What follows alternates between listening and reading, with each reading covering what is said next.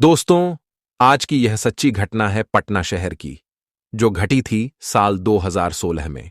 दोस्तों, जब जज साहिबा भिखारी बनकर थाने में पहुंची अपने बेटे को छुड़ाने, तब दरोगा ने जज साहिबा और बेटे दोनों को जेल में बंद करके उन पर अत्याचार किया। उसके बाद जज साहिबा ने जो किया, वह देखकर पूरा पुलिस थाना हिल गया था। दोस्तों, दरअसल यह घटना पटना में घटी थी, लेकिन इस घटना की शुरुआत होती है उत्तर प्रदेश के एक छोटे से गांव काशीपुर से। जज साहिबा अपने परिवार के साथ रहती थीं। जज साहिबा का नाम सुनीता शर्मा था और उनका एक बेटा था जिसका नाम अनिल था। दोस्तों, जज साहिबा अपने बेटे और अपने परिवार के साथ रहती थीं। जज साहिबा एक बहुत ही कर्तव्यनिष्ठ एवं ईमानदार महिला थीं, जो हमेशा अपने कार्य के प्रति समर्पित रहती थीं। जज साहिबा इतनी ज्यादा व्यस्त रहती थीं कि कभी कभी वह अपने बच्चे और अपने पति को भी वक्त नहीं दे पाती थीं। जज साहिबा लखनऊ के न्यायालय में न्यायाधीश के पद पर पदस्थ थीं। दोस्तों, जज साहिबा का एक बेटा था जिसका नाम अनिल था, और अनिल पढ़ने में बहुत ही अच्छा लड़का था, क्योंकि अनिल को शुरू से ही जज साहिबा ने अच्छे संस्कार दिए थे। और जज साहिबा अपने बेटे को हमेशा यही कहती थीं कि बेटा, तुम बड़े होकर चाहे कुछ बनो या ना बनो, लेकिन अच्छे इंसान जरूर बनना। अनिल हर परीक्षा में अव्वल आता था। अनिल जी जान से पढ़ाई करता था। एक दिन अनिल जज साहिबा से बोलता है, मां, मुझे बड़ा होकर पायलट बनना है। तो जज साहिबा कहती हैं, वाह बेटा, ये तो अच्छी बात है। तुम्हें पायलट बनना है, तुम बन जाना, लेकिन इसके लिए तुम्हें बहुत मेहनत करनी पड़ेगी, तुम्हें बहुत पढ़ना पड़ेगा। तो अनिल बोलता है, ठीक है मां, मैं बिल्कुल जी जान से और लगन के साथ पढ़ाई करूंगा और आपका और पिताजी का नाम ऊंचा करूंगा। तब जज साहिबा बोलती हैं, बेटा, तुम हमेशा तरक्की करो और आगे बढ़ो।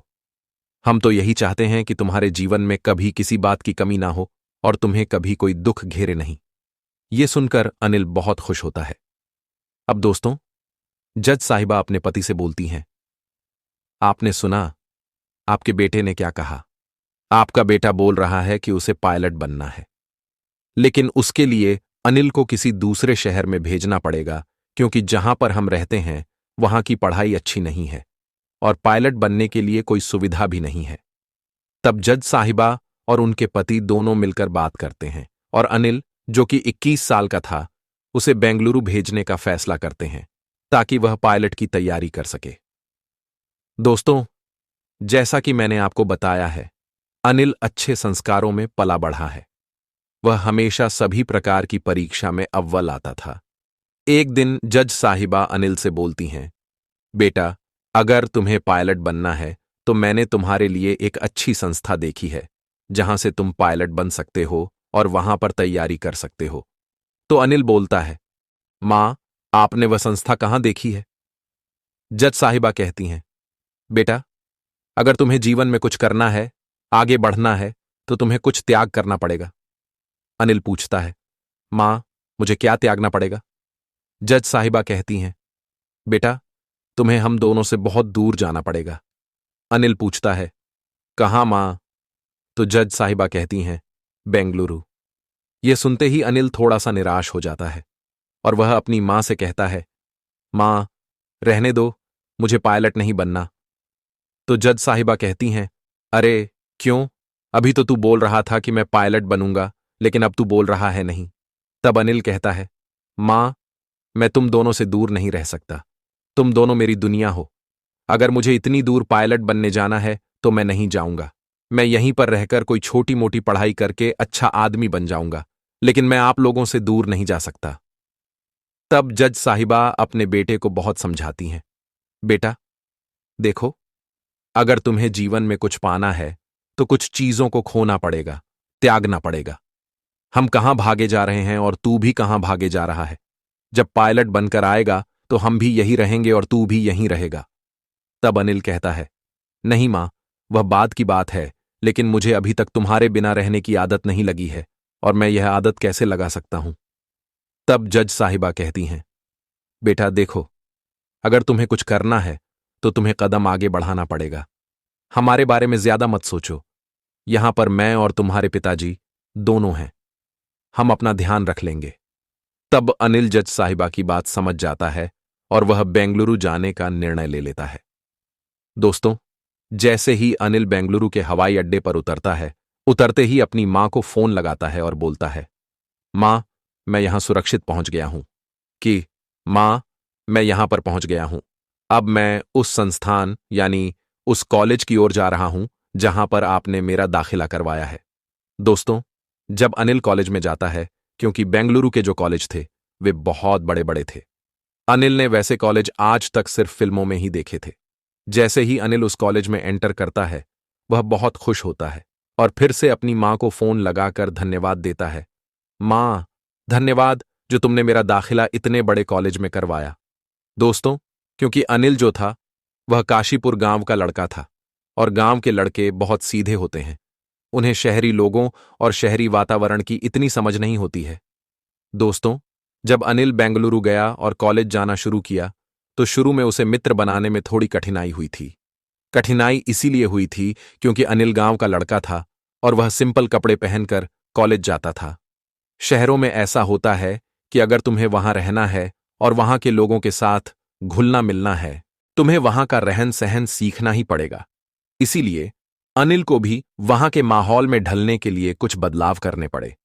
लेकिन अनिल तो नया नया गांव से इतने बड़े शहर में आया था, उसके लिए यह बात आसान नहीं थी।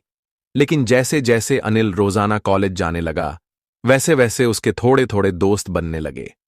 एक दिन जज साहिबा अनिल को फोन लगाती हैं और बोलती हैं, बेटा, जब से तुम बेंगलुरु गए हो, हमें तो भूल गए हो, हमें कॉल नहीं करते हो। तब अनिल बोलता है, नहीं मां, ऐसी बात नहीं है। मां, मुझे यहां के रहन सहन में ढलने में अभी बहुत सारी दिक्कतें आ रही हैं, इसलिए मैं बहुत ज्यादा व्यस्त था और आपको फोन भी नहीं कर पा रहा था। तब जज साहिबा फोन पर ही बोलती हैं, बेटा, तू कैसा है? तेरी पढ़ाई कैसी चल रही है? तेरे कुछ मित्र बने या नहीं बने? तब अनिल बोलता है, हां मां, अब मैं यहां पर ठीक हूं और अब मेरे कुछ मित्र भी बन गए हैं। मैं उनके साथ ही अब कॉलेज आता जाता हूं। दोस्तों, अनिल जो था वह हॉस्टल में रहता था और उसकी हॉस्टल लाइफ बहुत अच्छी चल रही थी। लेकिन हॉस्टल लाइफ में कुछ ऐसे काम होते थे जो अनिल को बिल्कुल नहीं पसंद थे। दरअसल बड़े बड़े शहरों के हॉस्टल में बहुत गलत काम होते हैं, जैसे मदिरापान, धूम्रपान और कई ऐसी हानिकारक चीजों का सेवन जो स्वास्थ्य और चरित्र के लिए बहुत ही खराब होते हैं। ऐसे ही कुछ काम अनिल के हॉस्टल में भी हो रहे थे और उनमें से कुछ काम अनिल के दोस्त भी करते थे। अनिल के दोस्त उसे भी इन कामों में शामिल करने के लिए जबरदस्ती करते थे और फोर्स करते थे। लेकिन अनिल को यह पता था कि वह यह सब करने यहां नहीं आया है। वह यहां पायलट बनने आया है और उसे पायलट बनकर ही घर जाना है। उसने मन में ठान लिया कि वह इन सब कामों को हाथ भी नहीं लगाएगा। हालांकि जैसा कहते हैं, जैसी संगत होती है वैसी संगत में ढलना पड़ता है। लेकिन अनिल ने अपने ऊपर बहुत ज्यादा कंट्रोल किया और वह इन गलत कामों से दूर रहा। एक दिन अनिल के कॉलेज के पीछे कुछ लोग गलत काम कर रहे थे। अनिल के दोस्त उसे भी वहां लेकर गए।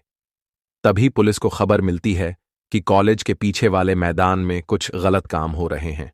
पुलिस वहां दबिश डालती है और अनिल सहित कई स्टूडेंट्स को पकड़ लेती है।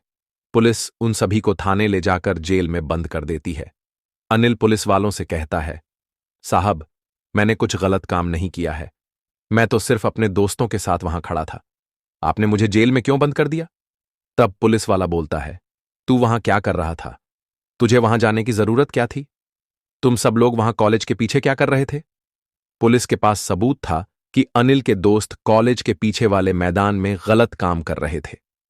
अब पुलिस उन सब के मां बाप को फोन लगाती है और धीरे धीरे पूरे कॉलेज में अनिल और उसके दोस्तों की बदनामी होने लगती है, क्योंकि जो काम उन्होंने किया था वह कोई साधारण काम नहीं था, बल्कि बहुत ही खराब काम था।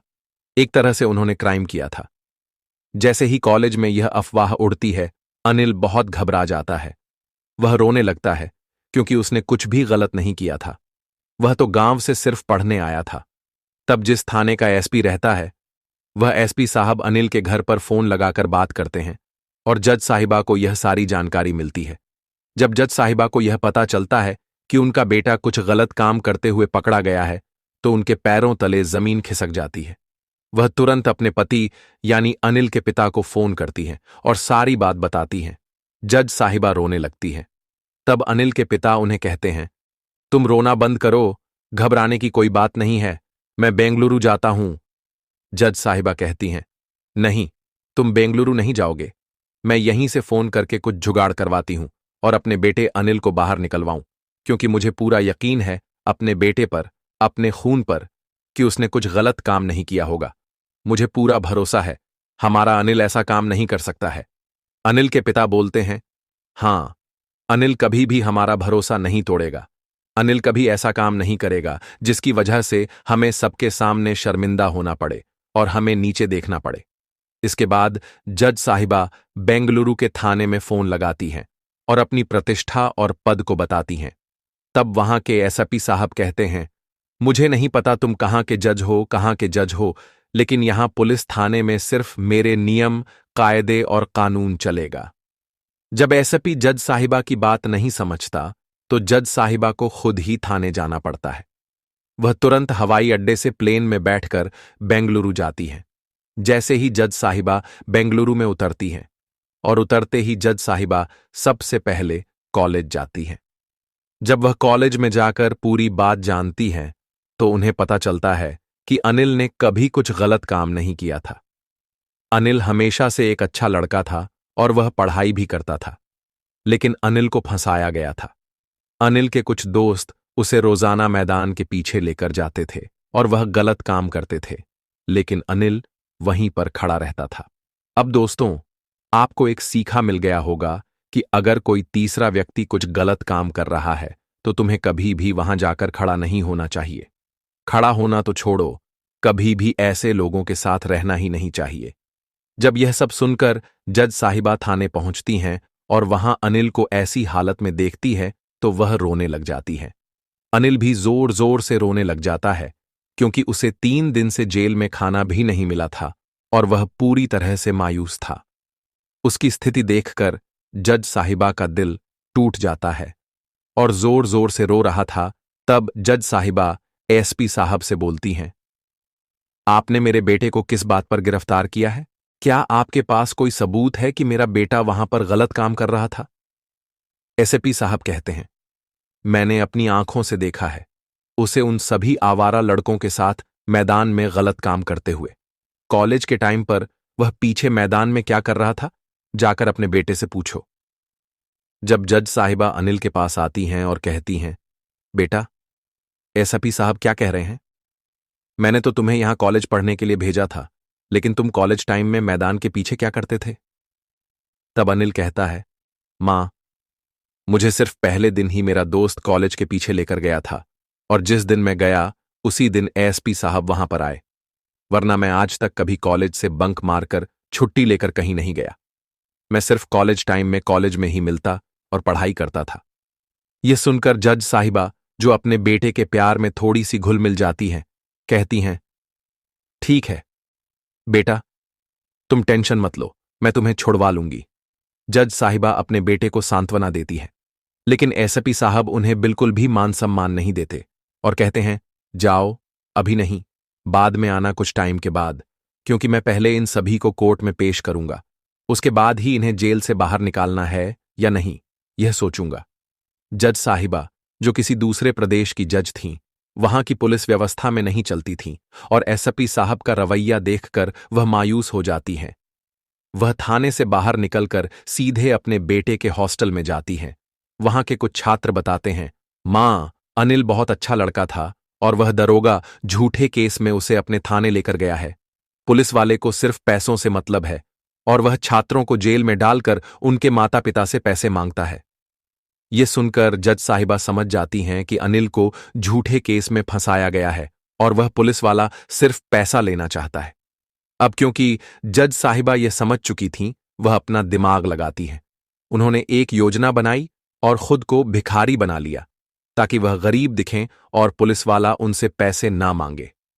भिखारी बनकर जज साहिबा पुलिस थाने जाती है और पुलिस वाले से कहती हैं, साहब, मैं यहां अपने बेटे को छुड़वाने आई हूं।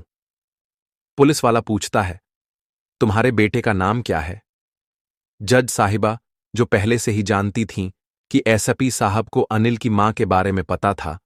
अनिल को अपना बेटा ना बताकर किसी दूसरे बच्चे को अपना बेटा बताती हैं। जज साहिबा एसपी साहब से कहती हैं, इसे छोड़ दो। आपने इसे क्यों जेल में बंद किया है? मेरे बेटे ने कुछ भी गलत काम नहीं किया है। एसपी साहब जवाब देते हैं, ठीक है, मैं इसे छोड़ दूंगा। तुम 5,000 कहीं से भी लेकर आ जाओ, मैं इसे अभी के अभी बाहर निकाल दूंगा। जज साहिबा, जो भिखारी के भेष में थी, कहती हैं, बेटा, मैं तो भीख मांगकर अपने जीवन का गुजारा करती हूं। इसके पिताजी ने इसे पढ़ा लिखाकर इस लायक बनाया है कि वह खुद कमाकर पढ़ाई कर सके। तो फिर तुम मुझसे 5,000 क्यों मांग रहे हो? एसपी साहब समझ जाते हैं कि दाल में कुछ काला है, क्योंकि इतने बड़े कॉलेज में उसका बेटा पढ़ रहा है और वह खुद भीख मांग रही है। ये बात कुछ सही नहीं लग रही थी। एसपी साहब थोड़ी ऊंची आवाज में डांटते हुए कहते हैं, हे बुढ़िया, ये नाटक बंद करो और सच बताओ, तुम कौन हो?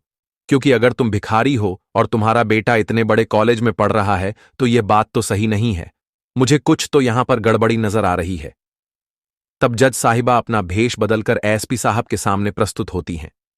एसपी साहब चौंकते हुए कहते हैं, अरे, तुम तो वही जज साहिबा हो जो अपने बेटे को छुड़ाने आई थी। तुम भिखारी बनकर क्यों आई हो? क्या तुम्हें भी मैं अंदर कर दूं? ऐसे भेष बदलकर आने में और पुलिस वालों को गुमराह करने में? जज साहिबा दृढ़ता से कहती हैं, अगर तुमने आधे घंटे में मेरे बेटे को नहीं छोड़ा तो मैं तुम्हारे खिलाफ ऐसा सबूत लेकर आऊंगी कि तुम्हें अपनी नौकरी से हाथ धोना पड़ेगा। अब एसपी साहब डर जाते हैं, क्योंकि उन्हें पता है कि जज साहिबा उनके खिलाफ सबूत लेकर आ सकती हैं। जज साहिबा एसपी साहब से कहती हैं, आपने गलत किया है। आपने झूठे केस में अनिल को जेल में बंद किया है। एसपी साहब पूछते हैं, तुम्हारे पास ऐसा क्या सबूत है? तब जज साहिबा एक बच्चे को लेकर आती हैं और उस बच्चे को एसपी साहब ने पिछले साल झूठे केस में बंद किया था। पैसे लेकर उस बच्चे को छोड़ा गया था और उसके मां बाप से भी बहुत लूट लिया गया था। जैसे ही एसपी साहब उस बच्चे का चेहरा देखते हैं, उन्हें समझ आ जाता है कि कहीं इस बच्चे ने अपना मुंह तो नहीं खोल दिया और जज साहिबा के सामने उनके खिलाफ सबूत तो नहीं दे दिए। जज साहिबा की बातें सुनकर एसपी साहब तुरंत समझ जाते हैं और वह माफी मांगते हुए कहते हैं, मुझे माफ कर दो। मेरी ऐसी कोई इच्छा नहीं थी कि मैं आपके बेटे को जेल में बंद करूं, लेकिन मैं आपसे माफी मांगता हूं और आपके बेटे को अभी रिहा कर देता हूं। जज साहिबा को यह भी पता था कि पुलिस स्टेशन में जितने भी छात्र बंद थे वे सभी निर्दोष थे, क्योंकि ये सभी सिर्फ उसी दिन मैदान में गए थे और वहां गलत काम करने वाले छात्र नहीं बल्कि बाहर के लोग थे। फिर जज साहिबा कहती हैं, मैं सिर्फ अपने बेटे अनिल को ही नहीं बल्कि उसके साथ जितने भी छात्र हैं जो बेकसूर हैं उन सभी को बाहर छुड़वाने आई हूं। एसपी साहब उन सभी बच्चों को छोड़ देते हैं और माफी मांगते हुए कहते हैं, जज साहिबा, हमें माफ कर दीजिए। हमसे बहुत बड़ी गलती हो गई। अगर हमें पहले पता होता कि यह सभी बच्चे निर्दोष हैं तो हम ऐसा कभी नहीं करते। अगर पहले पता होता कि अनिल जज साहिबा का बेटा है तो हम उसे ना तो झूठे केस में गिरफ्तार करते और ना ही उसे परेशान करते। जज साहिबा ने पूरे पुलिस थाने को बहुत डांट फटकार लगाई और सबको धमकी देकर कहा, अगर मुझे आइंदा पता चला कि तुम कॉलेज के बच्चों को परेशान करते हो, उनका जीवन बर्बाद करते हो, तो मैं तुम्हारा पूरा थाना बंद करवा दूंगी और तुम्हें नौकरी से निकाल दूंगी। क्योंकि दोस्तों, उस हॉस्टल में जितने भी बच्चे पढ़ाई कर रहे थे वे सभी अपने माता पिता को छोड़कर अपने सपनों को पूरा करने आए थे। कई प्रदेशों से आए थे, तो कोई बिहार से, कोई कर्नाटका से, तो कोई गुजरात से। हॉस्टल में सभी प्रदेशों के बच्चे थे और सभी बच्चे अपने माता पिता को छोड़कर अपने सपनों को पूरा करने के लिए आए थे, जैसे अनिल भी अपने माता पिता को छोड़कर आया था। जज साहिबा का दिल बहुत दुखता है और वह सोचती हैं, ये पुलिस वाले जिन्हें हम रक्षक कहते हैं, भक्षक क्यों बन जाते हैं? ये क्यों नहीं सोचते कि किसी बच्चे का भविष्य एक छोटी सी गलती की वजह से बिगड़ सकता है? पुलिस वालों को जज साहिबा ने बहुत डांट फटकार लगाई और उन्हें चेतावनी दी, अगर अगले बार मुझे यह पता चला कि तुम्हारे थाने में गलत काम हो रहे हैं या तुम छात्रों को परेशान कर रहे हो तो मैं फिर से बेंगलोर आऊंगी और इस बार मैं यहां के न्यायालय में जाऊंगी और तुम्हारे खिलाफ कार्रवाई करवाऊंगी। जज साहिबा का मुख्य उद्देश्य यह था कि उनकी वजह से किसी का नुकसान न हो, क्योंकि अगर जज साहिबा सभी पुलिस वालों पर केस